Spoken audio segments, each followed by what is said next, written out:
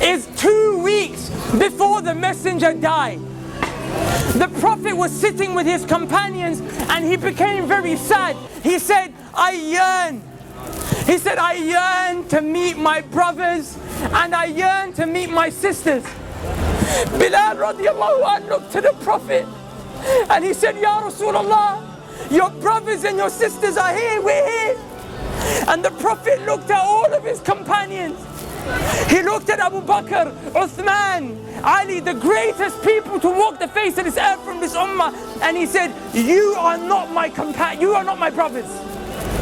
You're my companions. He said, my brothers and my sisters are those who will come. They will believe in me and they have not seen me. And the Prophet said, I can't wait. I wish I could meet you guys. Now imagine for a second that man who took brotherhood away from his companions and ascribed it to me and you. Wallahi, the Prophet called us his brothers and sisters. Imagine if the Prophet stood right here. Imagine he stood here after Ramadan, 30 days we stood in the last third of the night crying to Allah, saying, Allah forgive me for my sins. Then literally the next day the Prophet saw us out here free mixing, boys and girls dressed inappropriately, smoking shisha. Wallah, I'm not judging anyone. I'm here just to give you the reminder that Allah told me to give you. But how embarrassed and sad would you feel that the Prophet ﷺ would see you in such a state? Brothers, take yourself, my brothers and sisters, take yourself to the day of judgment. On a day when Allah subhanahu wa ta'ala said, يَوْمَ يَفِرُّ الْمَرْءُ مِنْ أَخِيهِ وَأُمِّهِ وَأَبِيهِ وَصَاحِبَتِهِ وَبَنِيهِ. Allah said, your mum will run away from you. Rather, you will run from your mum. Wallahi, your mum will smile at you burning in the hellfire. Wallahi, billahi, tallahi, dhalika yawmul haq. You will see it with these eyes, the same way you see my face today. You will see people whose mothers are smiling and thanking Allah that their sons and daughters are burning in the hellfire because they got saved. The mother got saved because she took some deeds from that son and daughter that wronged the mum. That day your mum won't spare you. On that day, the only man that will look around, the only man who will go around into sajda, he will fall, waiting, crying to Allah so that we can be saved and go to Jannah, is Muhammad sallallahu alayhi wasallam.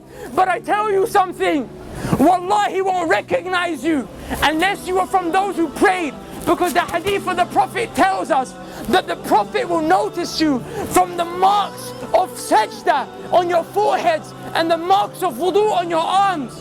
The Prophet sallallahu alayhi wasallam will go to certain people, however, people like us who pray in Ramadan. So we're going to have a few marks of sajda, we're going to have a few parts of wudu on our arms, but we didn't worship Allah like we were supposed to. We were Ramadan Muslims, Eid Muslims, Jummah Muslims. The Prophet will see people like that.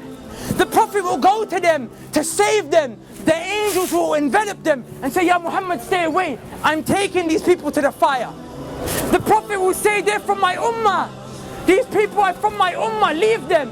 The angels will say, Ya Muhammad, you don't know what they did after you left. The Prophet will say, that very same man who cried every night for me and you so we could be saved. But when the day comes where you will meet Allah and whatever has been established has been established, the Prophet will look at you and say, Suhqun, Suhqun, get away from me, take them away from me. But those who prayed, even though our life was difficult, there was fitna all around us, even though people called us to come out to the shisha cafes, to the clubs, your girlfriend called you, your boyfriend called you, even though that happened, the Prophet will grab those people. He will say, come, come, come. He will save you from the fire, take you to the gates of Jannah where there is a fountain called Al-Kawthar. He will dip his hands in. He will say, drink, drink, drink from my hands, drink from my hands. Are you okay? Go into paradise. Udkhuluha bisalam. Dhalika yawmul khulud. Enter with peace for eternity, happiness, and never-ending happiness that will never cease, brothers and sisters, and never-ending happiness that will never leave. How How do you get to that stage? And I'll leave you with this. The Prophet ﷺ said, a time will come when holding on to my religion, holding on to Islam, will become as difficult as holding on to charcoal. The charcoals that we smoke shisha with. The Prophet said, try and hold on to it. It burns you, let go of it. The Prophet ﷺ said, that's what my religion will become like. Is it not like that today? We come to the masjid, but then the heat of the girls and the guys and the music and the haram, it grabs you, right? So it's hard to hold on to Islam. The Prophet gave you an advice in another hadith. The Prophet ﷺ said, be patient, and you will drink from my hands at the fountain of Al-Fitr. Brothers and sisters, wallahi, I don't get paid for this. Wallahi, it's because I love you for the sake of Allah. I came from this life. There is no khair. Please come back to Allah. Please become a person who establishes Tawheed, the oneness of Allah in his or her heart. And never, ever, ever forget the prayer. And strive to follow the sunnah of the Prophet. So on that day when you're resurrected, when that day when nufikha fi sur, when the trumpet is blown, you will be of those who are saved. Because I tell you one thing, wallahi, it's a day of truth, and every single one of us will see it. And the quote of Ibn al-Qayyim al-Jawziyah suffices for us to leave with. He said, if the Quran doesn't soften your hearts in this world, if by you reciting the Quran your hearts do not become soft in this world, he said, then wait to the day of judgment, for when Allah shows you the hellfire, your hearts will become soft. But we have an opportunity to not see that ever. Take the most honorable part of your face, place it as low as you can, 5 times a day. Never forget, and I promise you on that day, everyone will turn their back on you, but Allah will suffice you. So who will come? We're going to make the adhan, inshallah, and I urge you guys to pray with us.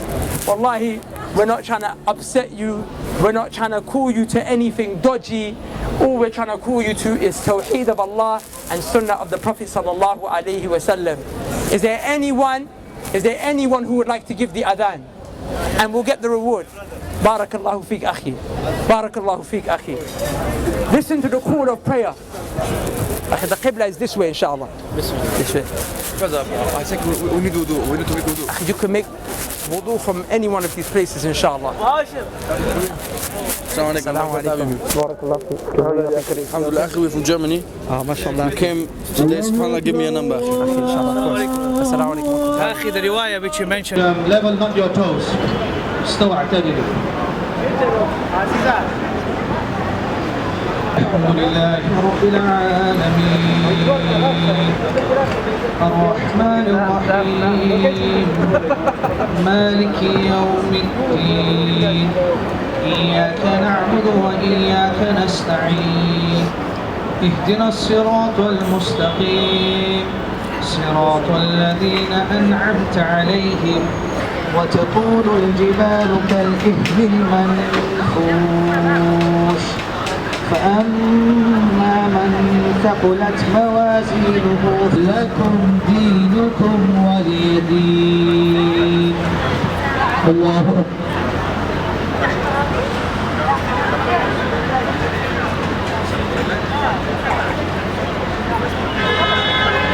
سمع الله لمن حمده.